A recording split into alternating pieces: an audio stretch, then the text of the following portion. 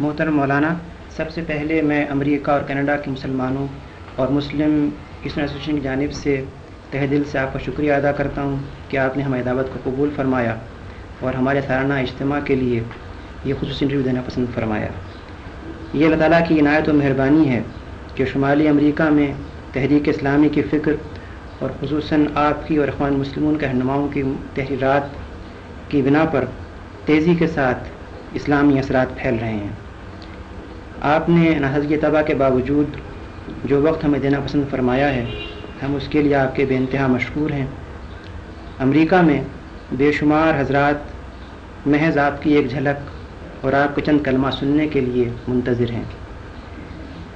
ان حضرات کی خواہشات پر ہم نے چند سوالات مرتب کیے ہیں۔ ہمیں امید ہے کہ آپ اس سلسلے میں ہمیں رہنمائی فرمائیں گے۔ قرآن کریم رسول اللہ صلی اللہ علیہ وسلم کو داعی اللہ قرار دیتا ہے۔ سیرت پاک صلی اللہ علیہ وسلم کی روشنی میں آپ ایک داعی کی کون سی اہم خصوصیات قرار فرمائیں گے؟ امریکہ میں اور کینیڈا میں جو اللہ کے بندے تحریک اسلامی کے لیے کام کر رہے ہیں، ان سب کو میری طرف سے سلام پہنچا دیجیے۔ میں زیادہ دیر تک بات نہیں کر سکتا، اس لیے مختصر طور پر آپ کے سوال کا جواب دیتا ہوں۔ قرآن کریم میں ایک آیت ہے جس میں ایک داعی کی اہم خصوصیات کو بیان کیا گیا ہے، اور وہ یہ ہے کہ من احسن قولا ممن دعا الی اللہ وعمل صالحا وقال اننی من المسلمین، یعنی اس شخص سے اچھی بات اور کس شخص کی ہوگی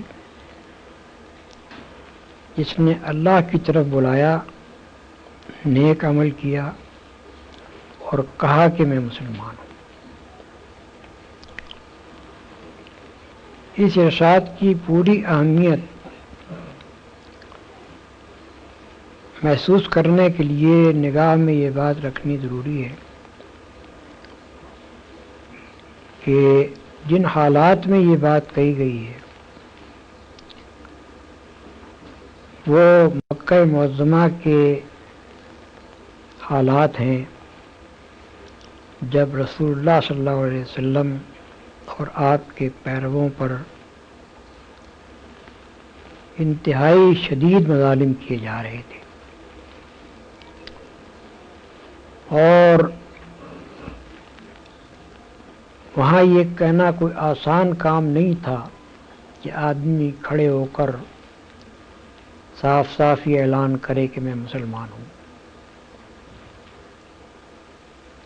یہ بات کہنے کے معنی یہ تھے کہ گویا آدمی درندوں کو دعوت دے رہا ہے کہ میرے اوپر حملہ آور ہو جاؤ۔ اس بات کو پیش نظر رکھ کر دیکھیے، پہلی بات یہ فرمائی کہ بہترین قول اس شخص کا ہے جو اللہ کی طرف بلائے۔ دوسرے الفاظ میں ایک داعی حق کی خصوصیت یہ ہے کہ اس کی دعوت اللہ کی طرف ہو، کوئی دنیاوی غرض اس کے پیش نظر نہ ہو، نہ قومی، نہ وطنی، نہ خاندانی، نہ کسی قسم کی مادی غرض، کوئی دوسری غرض اس کے پیش نظر نہ ہو، خالص اللہ کی دعوت کی طرف دعوت دے۔ اور اللہ کی طرف دعوت دینے کا مطلب سیدھا سادہ یہ ہے، اگر آدمی قرآن مجید پر نگاہ رکھے، کہ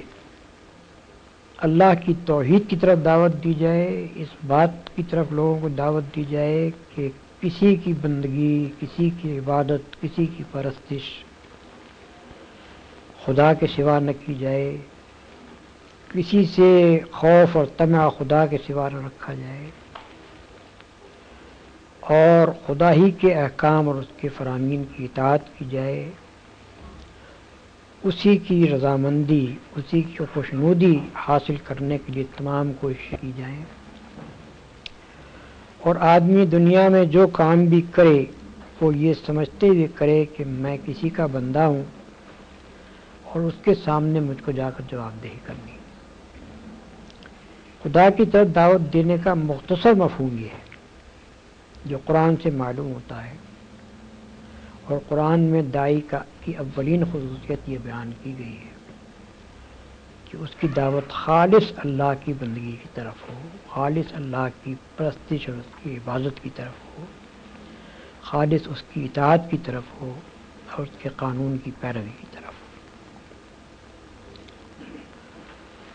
دوسری بات جو اس میں فرمائی گئی ہے وہ یہ ہے کہ وہ عامل صالحا، نیک عمل کرے۔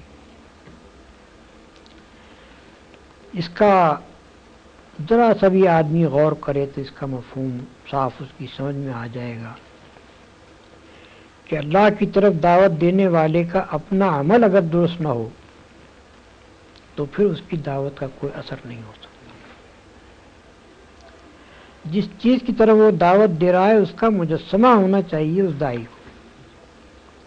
اس کی اپنی زندگی میں خدا کی نافرمانی کا کوئی اثر نہ پایا جائے، اس کے اخلاق ایسے ہونے چاہیے کہ کوئی شخص اس کے دامن پر ایک دھبا نہ دکھا سکے، اس کے گرد و پیش کا ماحول، اس کا معاشرہ، اس کے دوست، عزیز، اقارب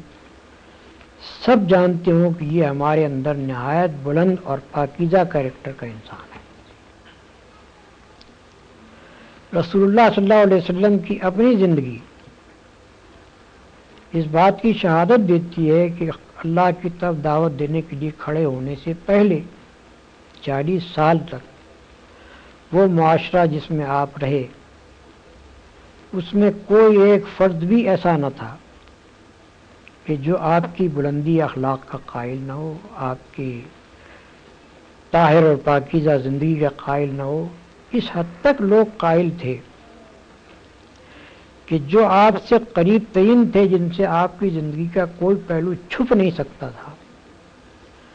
وہ اتنے آپ کے معتقد تھے کہ جب آپ نے نبوت کا اعلان کیا تو سب سے پہلے انہوں نے اقرار کیا۔ حضرت خدیجہ رضی اللہ عنہ 15 سال سے رسول اللہ صلی اللہ علیہ وسلم کی زوجیت میں تھی،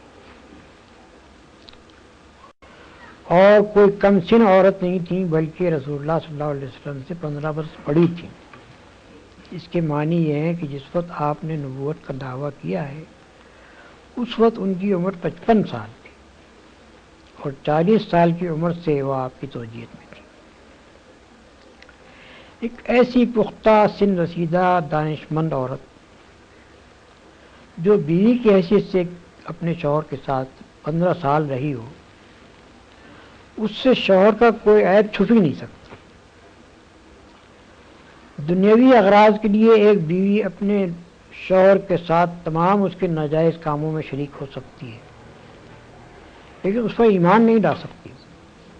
پایا آدمی ہے کہ یہ خدا کا رسول ہو سکتا ہے اور ہونا چاہیے۔ تو وہ آپ کی اس حد تک معتقد تھی نبوت سے پہلے کہ جب آپ نے نبوت کا ماجرا ان کے سامنے پیش کیا تو انہوں نے ایک لمحے کا تأمل کیے بغیر اس کو تسلیم کیا۔ اسی طرح دوسرے شخص سیدنا زید بن حارثہ تھے جو غلام کی حیثیت سے رسول اللہ صلی اللہ علیہ وسلم کے گھر میں آئے تھے نبوت سے 15 برس پہلے، اور ان کی عمر اس وقت 15 سال کی تھی۔ جب رسول اللہ صلی اللہ علیہ وسلم نبی مقرر ہوئے ہیں اس وقت وہ 30 سال کی عمر کے تھے۔ اس کے معنی یہ ہے کہ 15 سال ان کو رسول اللہ صلی اللہ علیہ وسلم کے گھر میں رہ کر ہر پہلو سے آپ کی زندگی کو دیکھنے کا موقع ملا تھا، اور وہ اتنے آپ کے معتقد تھے کہ جب ان کے والدین کو، ان کے چچا اور ان کے باپ کو پتہ چلا کہ ہمارا بیٹا فلاں جگہ غلامی کی زندگی بسر کر رہا ہے تو وہ مکہ معظمہ آئے حضور کی نبوت سے پہلے، اور انہوں نے آ کر آپ سے کہا کہ آپ کا بڑا احسان ہوگا اگر آپ ہمارے اس بیٹے کو چھوڑ دیں۔ آپ نے فرمایا کہ میں لڑکے کو بلا لیتا ہوں، اگر وہ آپ کے ساتھ جانا چاہے تو میں آپ کے حوالے کر دوں گا، اگر وہ میرے ساتھ رہنا چاہے تو میں ایسا آدمی نہیں ہوں کہ جو میرے ساتھ رہنا چاہے اسے اپنے سے زبردستی الگ کروں۔ انہوں نے کہا کہ آپ نے بہت انصاف کی بات فرمائی، آپ لڑکے کو بلا لیجیے۔ جب حضرت زید آئے ان کے سامنے تو رسول اللہ صلی اللہ علیہ وسلم نے ان سے پوچھا کہ ان لوگوں کو پہچانتے ہو؟ انہوں نے کہا یہ میرے باپ ہیں اور یہ میرے چچا ہیں۔ آپ نے فرمایا کہ یہ تمہیں لے جانا چاہتے ہیں، تم چاہو تو بڑی خوشی سے ان کے ساتھ جا سکتے ہو۔ اس کے باپ اور چچا نے بھی یہی کہا کہ ہم تمہیں لے جانا چاہتے ہیں۔ تو انہوں نے کہا کہ میں نے اس شخص میں ایسی خوبیاں دیکھی ہیں کہ میں اس کو چھوڑ کر اپنے باپ اور چچا اور ماں تک کے پاس نہیں جانا چاہتا ہوں۔ یہ نبوت سے قبل آپ کے اخلاق کی حالت تھی جو آپ کے خادم نے آپ کے متعلق ظاہر ہے۔ اور جب حضور نے نبوت کا دعویٰ کیا، نبی کی حیثیت سے اپنے آپ کو پیش کیا، تو حضرت خدیجہ کے بعد گھر کے لوگوں میں سے حضرت زید بن حارثہ بھی وہ تھے کہ جنہوں نے سب سے پہلے آپ کی نبوت کو تسلیم کیا۔ ایک خادم احسان بند ہو سکتا ہے، ایک خادم وفادار ہو سکتا ہے، لیکن ایک خادم اتنا متاثر نہیں ہوتا اپنے مخدوم سے کہ اس پر ایمان لے آئے۔ ایمان لانے کے لیے ضرورت اس نے آپ کے اخلاق کو اتنا بلند اور پاکیزہ دیکھا ہو کہ وہ اس کو یہ ماننے میں ذرا تأمل نہ ہو کہ میرا مخدوم جو ہے یہ نبی ہے۔ اور یہ پیش نظر رکھیے کہ زید بن حارثہ کسی معمولی قابلیت کے آدمی نہیں تھے۔ مدینہ طیبہ میں جب رسول اللہ صلی اللہ علیہ وسلم کی حکومت قائم ہوئی تو بکثرت فوجی مہمات جو آپ نے بھیجی ہیں ان کے سالار لشکر زید بن حارثہ تھے۔ اس قابلیت کے آدمی تھے وہ، جو بعد میں ظاہر ہوئی۔ تیسرے حضرت ابو بکر صدیق رضی اللہ تعالیٰ عنہ، وہ نبوت سے قبل 20 سال سے رسول اللہ صلی اللہ علیہ وسلم کے گہرے دوست تھے۔ ان کی نشست و برخاست آپ کے پاس تھی، اور مکہ معظمہ میں سب سے زیادہ جن دو آدمیوں کی دوستی تھی ان میں سے ایک رسول اللہ صلی اللہ علیہ وسلم، حضرت ابو بکر تھے۔ دوست کا بھی وہ ایک اپنے دوست کو پسند کر سکتا ہے، اس کی باتوں سے اتفاق کر سکتا ہے، لیکن اتنا معتقد تو نہیں ہو سکتا کہ وہ اس کو مان لے کہ یہ نبی ہے۔ یہ تو اسی وقت ہو سکتا تھا جبکہ آپ کے اخلاق کی انتہائی پاکیزگی و بلندی کے وہ قائل ہوں۔ ان کا بلا تعمل مان لینا یہ معنی رکھتا ہے کہ 20 سال کی مدت میں خوب اچھی طرح دیکھ کر وہ اس بات کے قائل ہو گئے تھے کہ یہ اتنے بلند پایا اخلاق کا آدمی ہے کہ یہ نبی ہو سکتا ہے، اس کو نبی ہونا چاہیے۔ حضرت علی رضی اللہ تعالیٰ عنہ، ان کا نام پہلے میں نے اس لیے نہیں لیا کہ اس وقت وہ 10 سال کے تھے، لیکن 10 سال کا بچہ بھی جس کے پاس رہتا ہو، حضرت رسول اللہ صلی اللہ علیہ وسلم کے گھر ہی میں انہوں نے پرورش پائی تھی، تو 10 سال کا بچہ بھی جس کے پاس رہتا ہو اس کے عیب و ثواب سے وہ اچھی طرح واقف ہوتا ہے۔ خصوصاً اتنا ذہین آدمی جیسے کہ رسول اللہ صلی اللہ علیہ وسلم کے زمانے نبوت میں حضرت علی سے خصوصیات ظاہر ہوئیں، وہ اتنے ذہین تھے کہ ہم کہہ سکتے ہیں کہ ان کا اس بات کو مان لینا کہ آپ نبی ہیں یہ اس کے بغیر نہیں ہو سکتا تھا کہ وہ بھی آپ کے انتہائی بلند و پاکیزہ اخلاق کے قائل ہوں۔ اس لیے عمل صالحاً کا مطلب یہ ہے کہ آدمی جس چیز کو پیش کر رہا ہے لوگوں کے سامنے اس کی اپنی زندگی اس کے ٹھیک مطابق ہو، اور وہ اتنے پاکیزہ کردار اور اخلاق کا آدمی ہو کہ جب وہ اللہ کے راستے کی طرف بلانے اٹھے تو اس کی بات میں وزن ہو، اس کی بات میں اثر ہو، اور لوگ اس بات کو تسلیم کریں کہ یہ واقعی اپنے قول میں سچا ہے،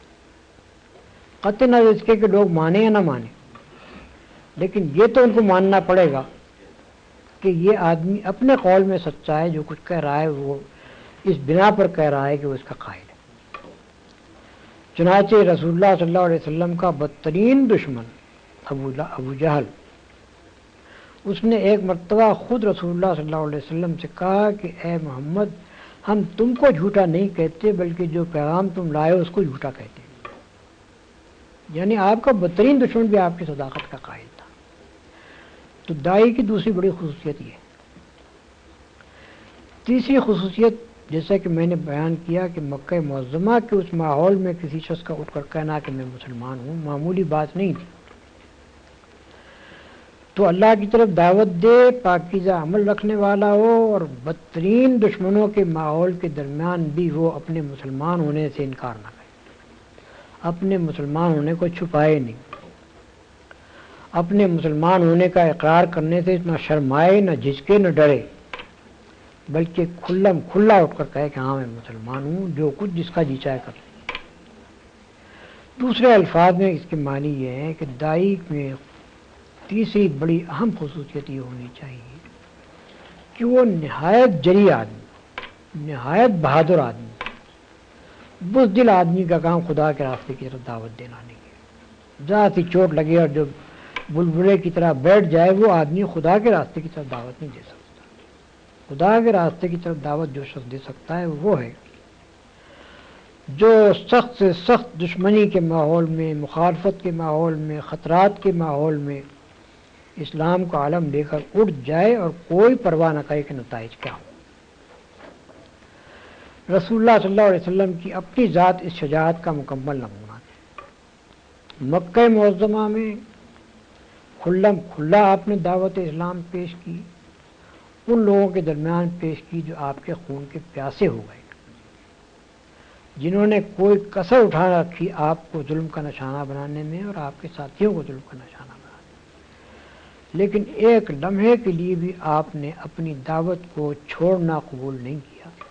بلکہ مسلسل 13 سال تک اس ماحول میں اپنی دعوت پیش کرتے چلے گئے اور ہر قسم کی سختیاں، مصیبتیں برداشت کرتے چلے گئے۔